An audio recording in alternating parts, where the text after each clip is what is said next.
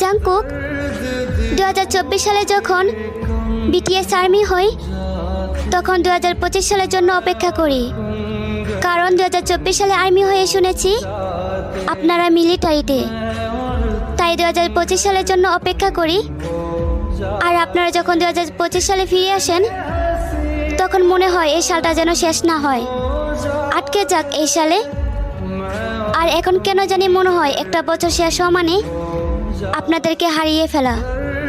জানি না সে নিকৃষ্ট দিনে কি হবে, যেদিন হাজারো প্রজাপতির চোখের পানি দেখো আমার রাজাদের মন গলবে না, হয়তো থাকতে চাইবে কিন্তু বাস্তবে হারিয়ে যাবে।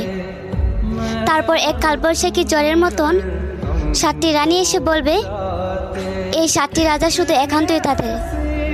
সেদিন হয়তো শুধু দেখবো কিন্তু বলতে পারবো না তারা আমাদের। জানো জাংকুক, আমারও চাই আপনারা বিয়ে করে সুখে থাকেন, কিন্তু এই বেহায়া মন বলে আমাদের হয়ে থেকে গেলে কি এমন হতো।